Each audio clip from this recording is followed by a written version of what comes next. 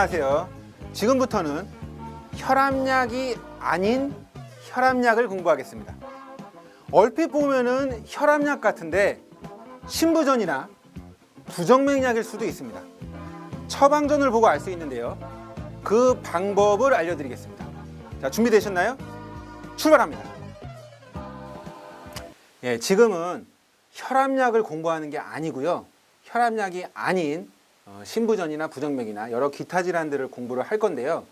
요 기타 질환들에 대해서 유럽에서 스타트 가이드라인이 어떻게 되어 있는지 한번 살펴보고 시작을 하겠습니다. 자, 슬라이드를 보시면은 디곡신은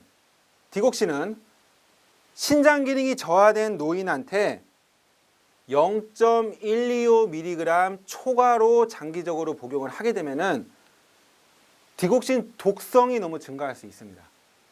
0.125mg은 디곡신 반알이에요. 한 알이 0.25mg. 그러니까 한 알 쓰지 말고 반알만 처방을 해라.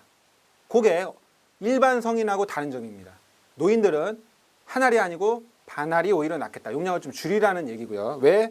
독성이 증가하는데 그 독성 증상이 구역구토, 오심이라든지 아니면 설사, 부정맥이 오히려 악화될 수도 있다. 부정맥에도 쓸 수 있는 약이지만 부정맥이 더 악화될 수도 있다. 그런 부분이 이제 주의사항으로 들어가게 됩니다. 그리고 만약에 이제 디곡신 독성 증상이 의심이 될 때는 혈액을 채취해서 농도를 검색을 합니다. 근데 먹은 다음에 6시간 후에 그때 혈액 측정을 한다. 참고 삼아 그냥 보시고요. 자, 고혈압하고 설명을 할 때 고혈압 약이 처방이 딱 처음에 나오면은 전부 그냥 고혈압 약 같아요. 그래서 저도 처음에 그 초보 약사 시절에는 처방전이 딱 오면은 혈압약 나왔습니다 이렇게 설명을 했어요. 그러면 어떤 환자분이 그 대학병원 처방이었거든요. 대학병원 처방이 주로 그런데 고혈압 아닌데요? 이런 식으로 딱 얘기를 하는 거예요. 그러면 혈압약 나왔습니다 했는데 고혈압 아닌데요? 깜짝 놀라면서 그러니까 이분이 그 스텐트 시술하고 오신 분이에요. 그러니까 그런 경우에는 우리가 좀 말을 좀 잘해야 되는데 어떻게 말을 잘해야 되는지 각 질환별로 제가 다시 제시를 하게 되는데 이 약만 보고서 처방되는 약만 보고서 어느 정도 판단을 할 수 있습니다. 그래서 그 판단 기술을 지금부터 강의를 할 겁니다. 다음 슬라이드 보죠. 다음 슬라이드에 가브스메트적 50에 500이 들어갔고요. 이소켓이 들어갔습니다. 이소켓 관상동맥 그냥 확장해 주는 약. 나이트레이트. 이소켓이 들어갔다라는 이거 하나만으로만 봐서 바로 관상동맥에 문제가 있으신 분이고요. 그 다음에 알닥톤이 처방이 됐습니다. 스피루로낙톤, 알닥톤이 들어간 환자는 그냥 부정맥 환자, 신부전 환자, 우려성 신부전 환자 가능성이 많이 높습니다. 그리고 올메텍이 들어갔는데 올메텍도 역시나 20mg이 보통 혈압약인데 유독 10mg을 썼다라는 얘기는 혈압약을 낮게 썼는데 ARB를 낮게 썼다라는 얘기죠. 이런 경우는 역시나 혈압이 아닌 뭔가 다른 질환인데 이런 식으로 생각을 할 수 있다는 거예요. 일단은 의심을 하고 들어가는 거고요. 처방전만 보고 바로 압니다. 그리고 아토르바, 클로피린, 클로피도그렐 들어간 약입니다. 클로피도그렐이 들어갔다라는 거 하나만으로 이 사람은 혈압약이 아니에요. 클로피도그렐이 들어간 사람들은 무조건 일단 스텐트부터 의심을 하면 된다. 그냥 스텐트 시술한 환자구나 라고 일단은 생각을 한번 하시고 만약에 스텐트가 아니더라도 협심증이나 관상동맥 질환이나 우려성 신부전 이쪽으로 한번 생각을 하시는 거예요. 그러니까 스피루로낙톤이 있지, 클로피도그렐 있지, 이소켓이 들어갔지, 완전히 이거는 심장 쪽으로 조금 중증이신 분입니다. 조금 중증이신 분이고 이분은 연세도 많고요. 이분은 여러 가지 복합 질환이 있고 이런 처방이 나왔을 때는요. 죄송한 말씀이지만 이 처방 받다가요. 언제든지 처방이 끊길 수가 있어요. 왜요? 대학병원으로 바로 가십니다. 큰 병원으로 바로 언제든지 큰 병원으로 바꾸실 수도 있는 분이에요. 왜냐하면 중증 질환이다. 이런 식으로 판단을 하시고요. 자, 노인의 우려성 신부전에 대해서 이제 총론이 아닌 총론을 마치고 우려성 신부전 제대로 강론으로 들어가겠습니다. 자, 다음 슬라이드를 보면은 이제 본격적으로 이야기 나오는데 가장 먼저 쓰는 1차 선택약이 뭐냐면은 ACEI. 자, 여기서 또 신비스러운 게 나옵니다. 뭐가 신비스러우냐면은 자, 요즘에는 혈압약을 처방할 때 다 ARB 써요. 왜 ARB를 쓰냐면은 ACEI는 기침 부작용이 있잖아요. 기침 부작용이 있는데 이 기침 부작용이 없는 ARB를 처방을 하게 되는데 재밌는 겁니다. 그런데 ACEI가 효과가 훨씬 좋습니다. 어디에? 고혈압이 아니고요. 고혈압이 아니고 신부전에. 그래서 만약에 처방전이 나왔어요. 처방전이 나왔는데 카프릴, 캡토프릴이 처방이 나왔습니다. 아니면은 안텐스, 에날라프릴이 처방이 나왔어요. 아니면은 모노프릴, 트리테이스, 라미프릴, 포시노프릴 이런 것들이 처방이 나왔습니다. 그러면은 ARB를 처방을 해야 하는 게 정상인데 왜 ACEI가 처방이 됐을까요? 신부전일 환자일 가능성이 높은 거예요. 심장 쪽에 이상이 있으면은 왜 ACEI가 ARB보다 더 1차 선택약이냐? 아까 전에 그렇게 그림을 보여주면서 설명을 했던 게 여기서 주요합니다. 왜 주요하냐면은 안지오텐신 2가 안지오텐신 수용체에 결합을 하면 심장이 비대해진다고 그랬죠. 그런데 ACEI는 안지오텐신 2 전환 요소 억제제라고 해가지고 결과적으로 안지오텐신 2를 생성을 자체를 막아주는 거고 ARB는 안지오텐신 2가 수용체에 달라붙는 거를 막아주는 게 ARB고 그럴 때 수용체를 막아주는 게 더 효과적이겠어요? 아니면은 안지오텐신 2 그러니까 이게 있는데 막아주는 게 효과가 좋아요? 아니면 얘 자체가 없는 게 좋아요? 그러니까 얘 자체가 없는 게 더 근본적으로 효과가 더 좋은 거예요. 그거는 다음 슬라이드 그림으로 또 한번 제가 설명을 할 거거든요. 워낙 중요한 거기 때문에. 어쨌건 ACEI가 제일 먼저 선택약이다. ARB가 아니고. 그런데 여기서 ACEI를 쓸 때 문제가 또 한 가지가 있습니다. 어떤 문제가 있냐면은 자, 고혈압이 있는 사람들한테 고혈압 약인 ACEI나 ARB를 처방하는 거는 맞겠죠. 혈압이 떨어지겠죠. 그런데 신부전이 있는데 지금 혈압이 그렇게 높지가 않아요. 만약에. 그럴 때는 어떻게 써야 된다? 당연한 거죠. 용량을 줄여야죠. 왜냐하면은 캡토프릴을 만약에 고용량으로 쓰게 되면 혈압이 너무 떨어져서 노인들의 특히 문제가 되는 어지러워가지고 넘어지거나 골절이 되거나 이 어지러운 게 저혈압이 문제거든요. 그러니까 초기에는 초기 용량은 적게 그러다가 점점 용량을 늘립니다. 그런데 초기 용량을 왜 적게 하냐면은 어지러움 방지하기 위해서 혈압을 너무 낮추지 않기 위해서. 그런데 용량을 왜 늘리냐면은 늘리면 늘릴수록 좋은 게 안지오텐신 카르디악 리모델링을 막아주기 위해서 최대한 그거를 막는 게 효과가 좋잖아요. 안지오텐신 2 자체가 없어야 됩니다. 없어야 되기 때문에 최대한 많이 억제를 해야 되는데 언제까지?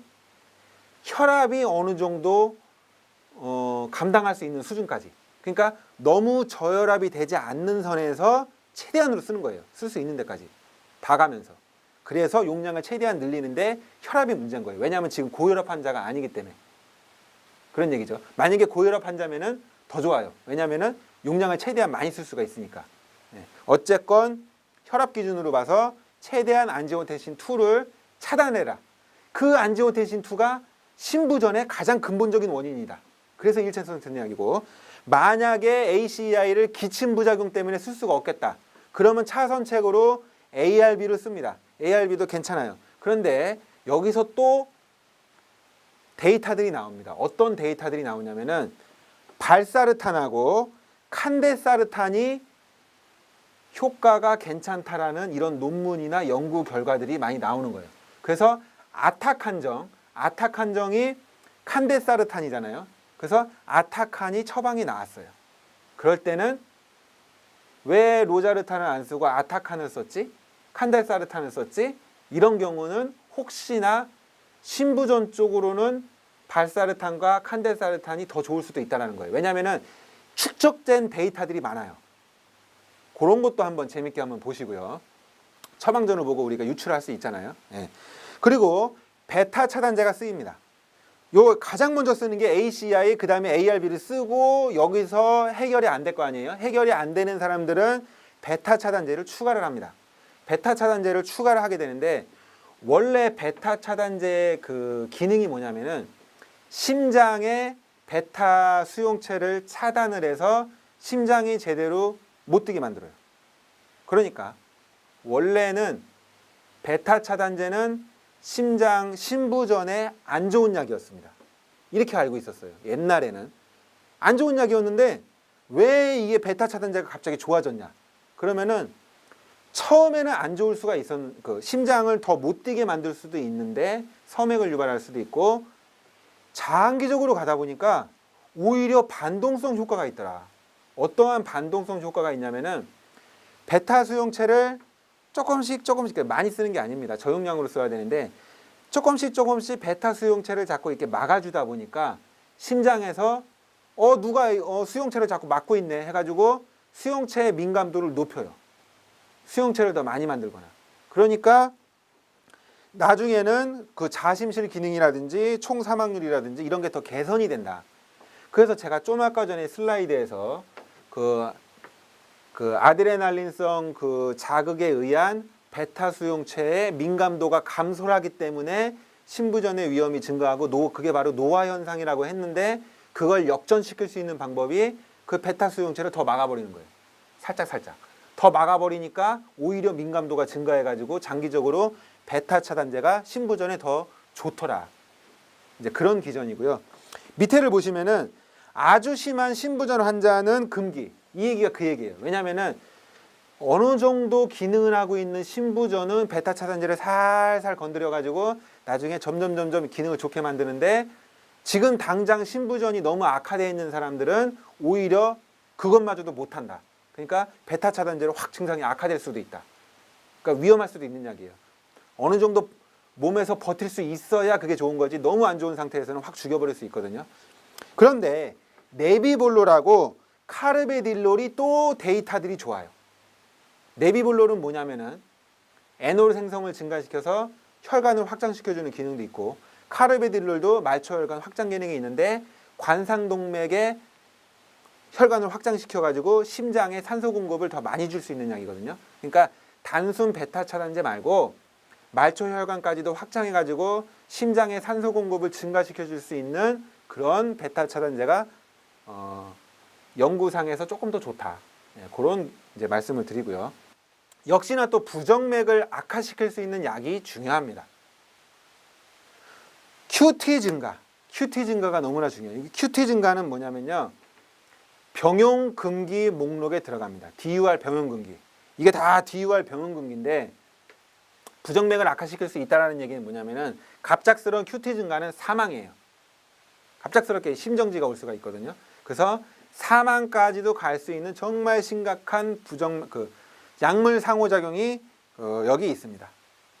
뭐냐면은 부정맥약을 쓰지 말라는 게 바로 그거예요.